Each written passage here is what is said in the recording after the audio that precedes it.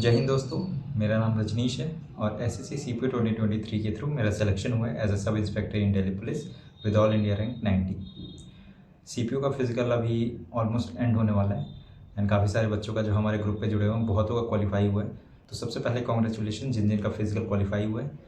जितने बच्चों का भी फिजिकल रहता है उनको ऑल द बेस्ट। एंड जिन बच्चों का फिजिकल नहीं भी हुआ है किसी भी रीजन से, चाहे वो रनिंग हो, हाई जंप हो, तो डीमोटिवेट होने की बिल्कुल भी ज़रूरत नहीं है। मेरा भी फर्स्ट अटेम्प्ट में सीपीओ का प्रीलिम्स तक नहीं हुआ था, तो एटलीस्ट आप लोगों का प्रीलिम्स क्लियर हुआ है, आप लोग फिजिकल तक पहुँचे, तो बिल्कुल भी डीमोटिवेट होने की ज़रूरत नहीं है।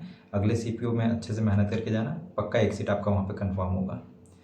नेक्स्ट, अब जैसे ही सीपीओ का फिजिकल होते जा रहा है बच्चों का, काफ़ी सारे बच्चे मेरे पास मैसेज कर रहे थे कि अब मैं मेंस के बारे में बताना स्टार्ट करूँ कि कैसे मैंने अपने टाइम पे सीपीओ फिजिकल होते ही मेंस की तैयारी स्टार्ट करी थी।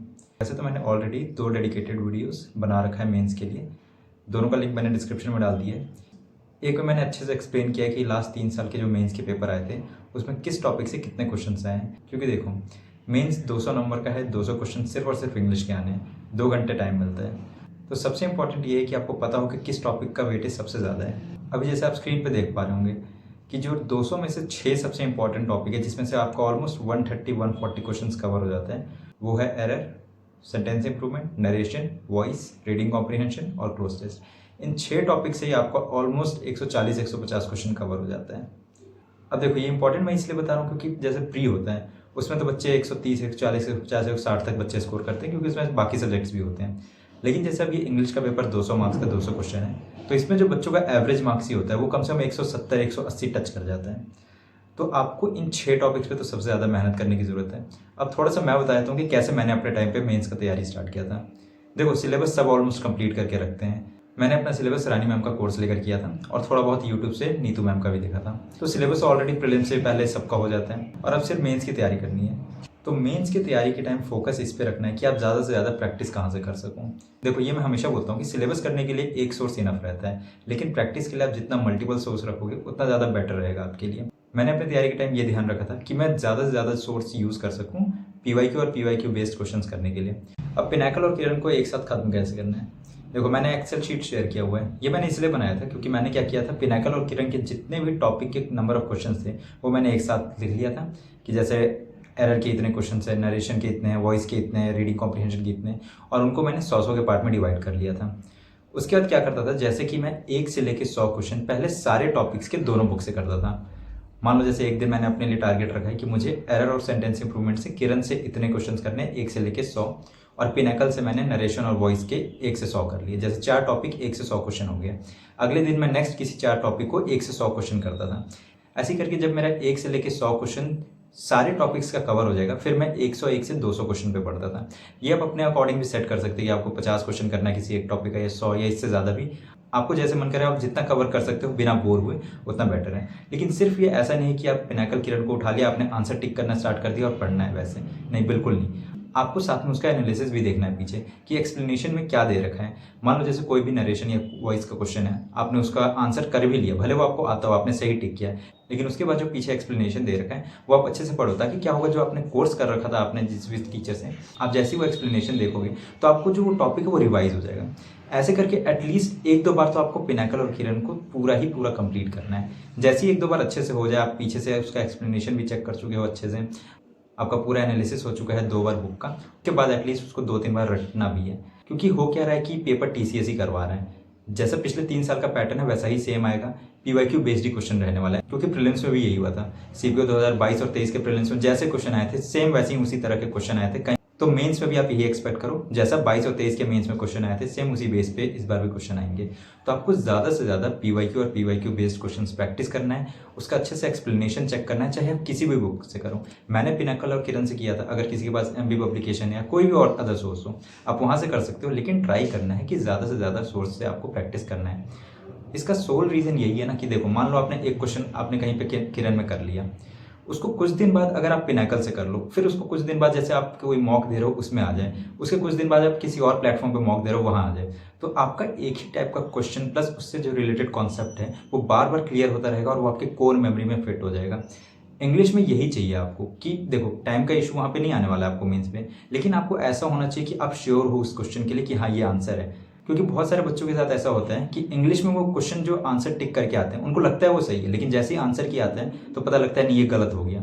तो आपको वहाँ पे श्योरिटी के साथ आंसर टिक करना है। किरण और पिनाकल में मान लो आपका ग्रामर प्लस पूरा ओवरऑल इंग्लिश पे प्रैक्टिस होता रहेगा, लेकिन साथ में अब आपको रीडिंग पार्ट और वोकैब पे भी फोकस करना है। अब जैसे वोकैब पार्ट में आपका synonyms, एंटोनियम्स, one word substitution, idioms वगैरह हो गया, तो ये इसके लिए बेस्ट सोर्स है कि आप ब्लैक बुक से करो। और साथ में मैंने मैराथन वीडियोस से भी प्रैक्टिस किया था। उसमें क्या होता है, जैसे मान लो ब्लैक बुक से आप बोर हो गए रॉ वर्ड्स याद करते करते, तो आप मैराथन वीडियोस आप लगा के आधा घंटा 1 घंटा आप देख सकते हो। तो इससे आपका वोकैब पार्ट भी स्ट्रांग होता जाएगा।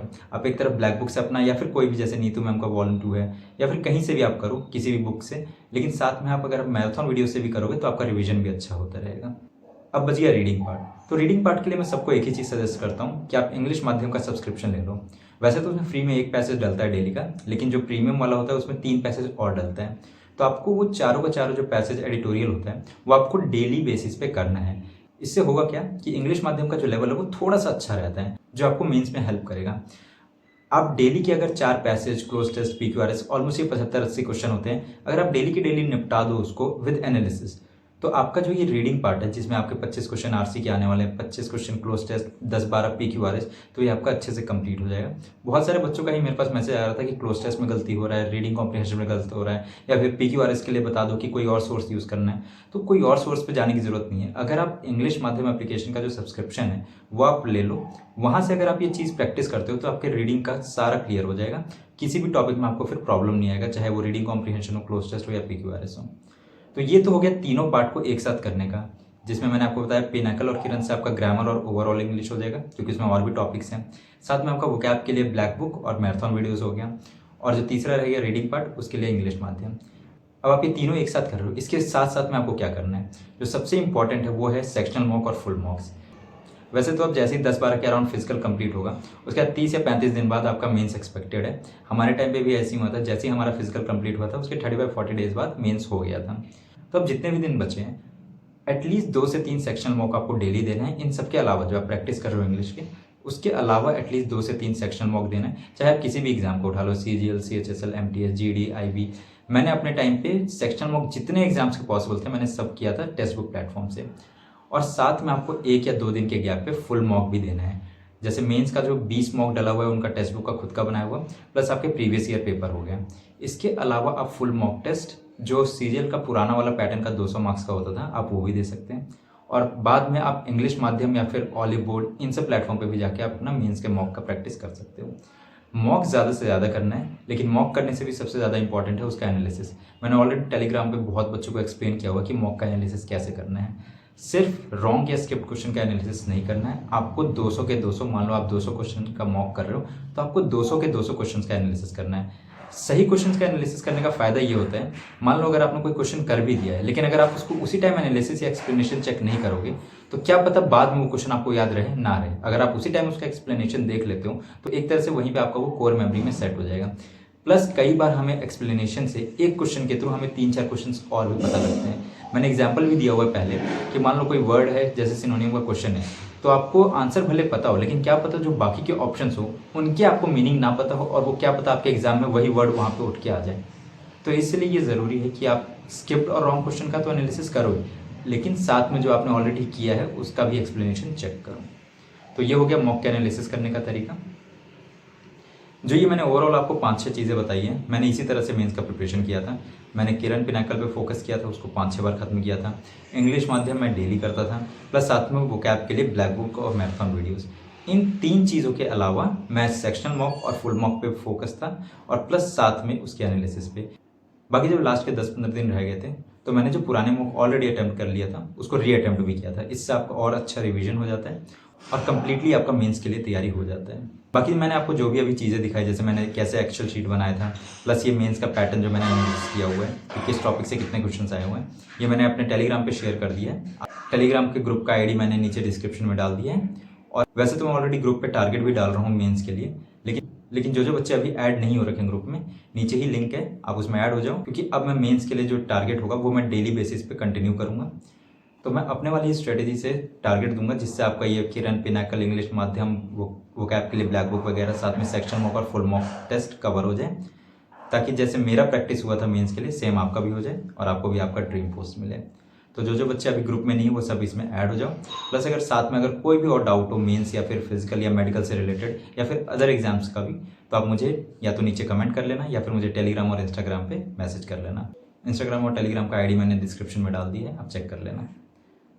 फिजिकल एंड होने वाला है, तो जिन जिन का हो गया है अच्छे से मेंस की तैयारी में लग जाओ 1-2 दिन रेस्ट करके, क्योंकि अभी एक लास्ट स्टेप है, उसके बाद सिर्फ मेडिकल रहेगा। तो जो पढ़ने वाला चीज़ है वो अब बस यही है। तो अब जितना भी आप एफर्ट डाल सकते हो अपने मेंस के लिए अब इसे डालो।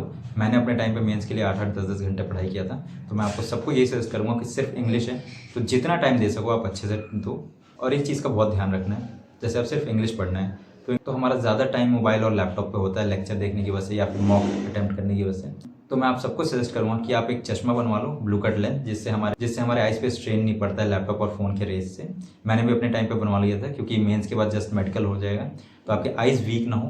तो सबको मैं सजेस्ट करूँगा कि आप सब अपने लिए एक पढ़ने वाला चश्मा बनवा लें, जिससे आप लैपटॉप और मोबाइल यूज़ करो तो आपके आइज़ पे ज़्यादा इफेक्ट ना पड़े। बाकी अब जितने भी दिन बचे हैं आप अच्छे से मेहनत करो मेंस के लिए। एंड जिसका फिजिकल अभी बचा हुआ है ऑल द बेस्ट सबको, एंड जिनका ऑलरेडी हो चुका है कॉन्ग्रेचुलेशंस वंस अगेन। मिलते हैं फिर नेक्स्ट वीडियो में। थैंक यू, जय हिंद।